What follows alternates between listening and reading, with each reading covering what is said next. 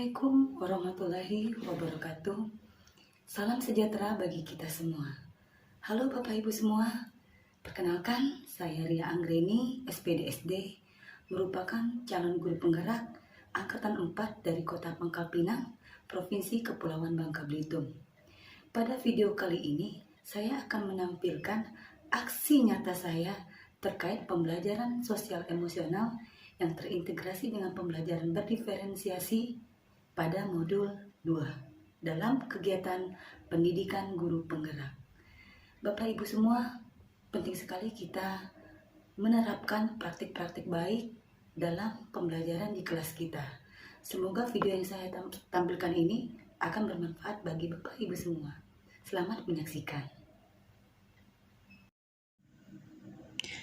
Pembelajaran sosial emosional adalah pembelajaran yang dilakukan secara kolaboratif oleh seluruh komunitas sekolah.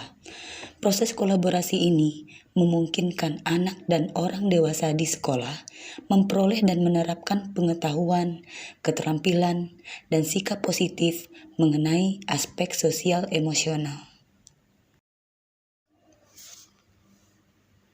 Tujuan pembelajaran sosial emosional antara lain: 1.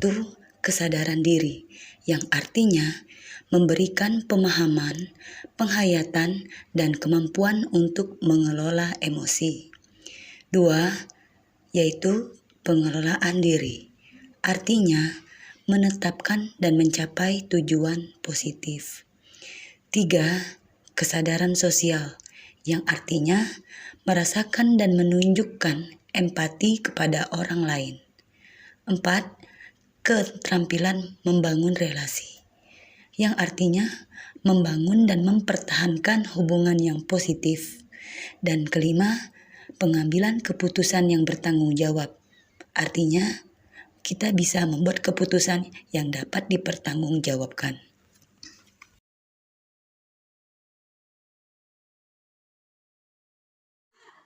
Bismillahirrahmanirrahim. Assalamualaikum warahmatullahi wabarakatuh.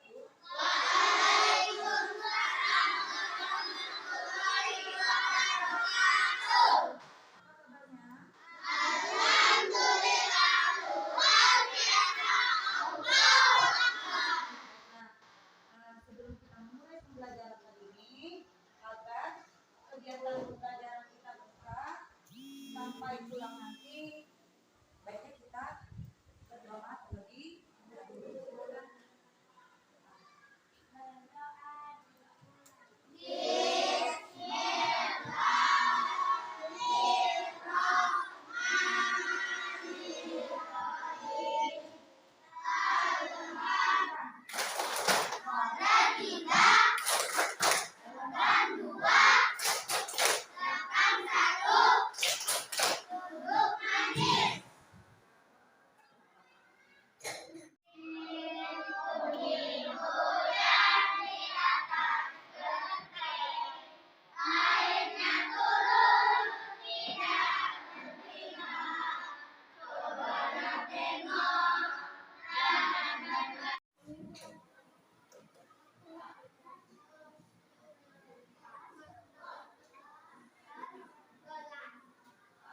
Yang pertama, namanya kesepakatan kelas harus kita sepakati dan kita laksanakan.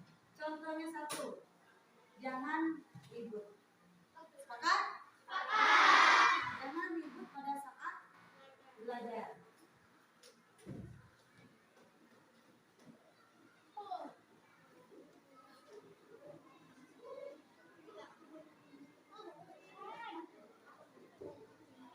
Contohnya,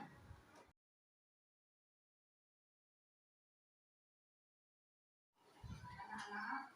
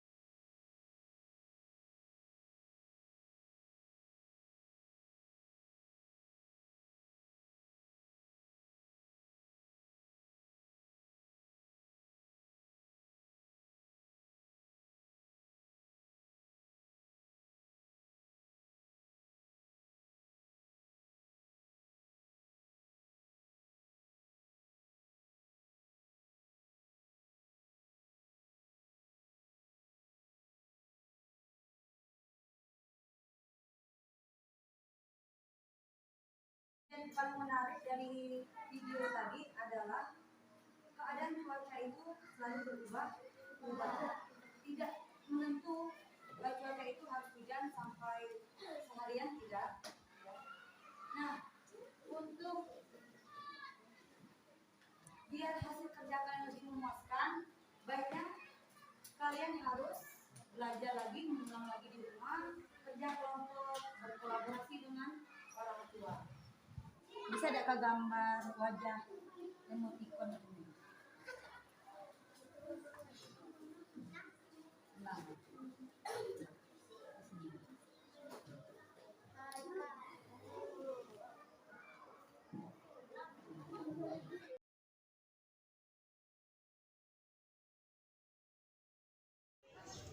baiklah Bapak Ibu, pada akhirnya kita pada sesi refleksi.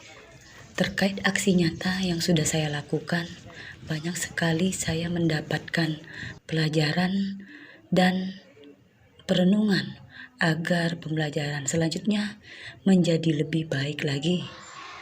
Dengan refleksi, saya menjadi tahu bahwa untuk menunjang tujuan belajar yang optimal, hal ini dapat ditingkatkan melalui proses pembelajaran di sekolah dengan model-model dan metode-metode belajar yang disesuaikan dengan kebutuhan dan aspek perkembangan anak yang bersifat individual. Para guru harus mengekspresikan emosi yang positif dalam setiap interaksi kepada anak, baik di dalam kelas atau lingkungan sekolah. Reaksi-reaksi perilaku dan emosi guru terhadap anak menolong anak untuk memahami adanya perbedaan antara emosi yang satu dengan emosi yang lain. Karena ekspresi emosi anak merefleksikan ekspresi emosi guru. Mari kita sebagai guru memberikan anak kesempatan untuk bereksplorasi. Bapak Ibu, dalam memahami emosi dirinya dan anak-anak harus mengenali dan memahami emosi dirinya secara langsung dengan berkomunikasi secara verbal atau nonverbal. Seperti yang kita ketahui Bapak Ibu, kita selama ini cenderung menilai anak terkait dengan kecerdasan kognitifnya atau yang sering kita kenal dengan kemampuan intelektual yang disingkat dengan IQ. Kita jangan mengesampingkan kecerdasan emosi anak agar anak-anak bisa mengarahkan emosinya ke arah yang positif agar berpengaruh dengan perkembangan dan peningkatan prestasi belajarnya. Bapak Ibu, penting sekali kita menerapkan kesadaran penuh atau mindfulness dalam pembelajaran. Mindfulness ini muncul saat seorang sadar sepenuhnya pada apa yang sedang dikerjakan dengan pikiran terbuka atau dalam situasi yang menghendaki perhatian yang penuh. Misalnya seorang anak yang terlihat asyik bermain peran dengan menggunakan boneka tanpa terganggu, atau pada aksi nyata saya, anak yang asik menggambar, anak yang asik menulis, anak yang asik mengamati cuaca di luar kelas. Hal ini terkait dengan gaya profil belajar siswa masing-masing. Kita jangan memaksakan belajar sesuai kehendak kita, tetapi kita sebagai guru harus memenuhi kebutuhan belajar anak sesuai dengan profil belajar mereka. Apabila anak cenderung visual, maka kita sebagai guru harus mengarahkan anak untuk lebih ke media visual seperti gambar ataupun video. Untuk anak yang tidak suka berdiam diri di kelas, kita harus memfasilitasi anak untuk belajar di luar kelas. Berikan mereka kesempatan untuk mengamati lingkungan di kelas atau di luar kelas agar berkembang daya kritis mereka. Dan bagi anak yang sudah ahli dalam menulis, kita berikan kesempatan anak untuk menulis. Karena berpikir kritis dan kreatif bisa juga melalui tulisan. Bapak Ibu, perlu sekali latihan berkesadaran penuh. Menjadi sangat relevan dan penting bagi siapapun untuk dapat menjalankan peran dan tanggung jawabnya dengan bahagia dan optimal. Ini termasuk bagi pendidik juga, siswa, bahkan juga orang tua. Latihan tersebut sebenarnya sudah banyak diterapkan dalam pendidikan kita sejak lama. Misalnya, seperti pada aksi nyata yang sudah saya lakukan, mengajak murid untuk hening dan berdoa sebelum memulai pelajaran, menyanyikan lagu, tepuk semangat, menghayati lingkungan di sekitar, berolah seni, maupun dengan berkolaborasi bersama guru PJOK. Pembelajaran di sekolah harus dapat mendorong tumbuh kembang siswa secara holistik, baik aspek kognitif, fisik, sosial, dan emosional. Jujur selama ini saya berpatokan akan kecerdasan intelektual siswa.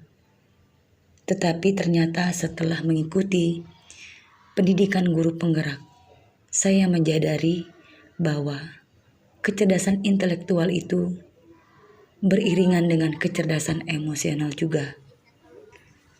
Seperti pada awal sudah saya sampaikan terkait kompetensi sosial emosional. Ada 5 yang harus kita ketahui. Yang pertama, pengenalan diri. Bisa kita lakukan dengan memberikan siswa kesempatan menggambar emosinya. Bisa kita lakukan juga di awal pembelajaran, pada proses pembelajaran, dan di akhir pembelajaran. Selain itu, pengelolaan diri ini juga penting sekali untuk memanajemen emosi siswa.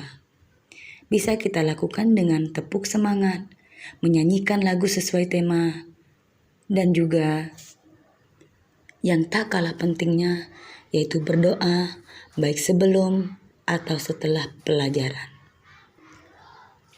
Selain itu, ada lagi kompetensi sosial emosional terkait dengan kesadaran sosial. Hal ini bisa kita lakukan dalam pembelajaran dengan mengajukan pertanyaan yang akan menimbulkan rasa empati siswa kepada temannya maupun kepada gurunya. Dengan berkolaborasi juga akan meningkatkan kompetensi sosial emosional siswa, yaitu keterampilan berelasi. Keterampilan berelasi ini merupakan keterampilan yang membangun hubungan akrab dan harmonis antara siswa. Bisa kita lakukan dengan membentuk kelompok belajar siswa baik di kelas maupun di luar kelas. Mereka dapat berdiskusi, mengajukan pendapat, menghargai pendapat. Hal ini bisa mengembangkan rasa empati juga pada diri siswa. Dan yang terakhir, kompetensi sosial emosional, pengambilan keputusan yang bertanggung jawab. Hal ini dapat kita lakukan sebagai guru dengan membuat kesepakatan kelas. Artinya kesepakatan kelas ini merupakan kesepakatan yang dibuat oleh siswa maupun guru. Bertanggung jawab artinya siswa yang sudah membuat kesepakatan harus menerima konsekuensi apabila mereka melanggar dari kesepakatan tersebut. Selain itu, guru juga bisa mengarahkan siswa untuk mengembangkan dan meningkatkan hasil belajarnya dengan cara yang sudah ditentukan oleh siswa, sehingga siswa dapat lebih bertanggung jawab lagi. Dengan refleksi yang saya lakukan ini, membuat saya menjadi termotivasi untuk menerapkan praktik baik pembelajaran berdiferensiasi sosial emosional. Semoga ke depan anak-anak didik saya menjadi siswa yang cerdas intelektualnya, juga cerdas emosinya. Terima kasih Bapak Ibu. Wabillahi taufiq wal hidayah. Wassalamualaikum warahmatullahi wabarakatuh.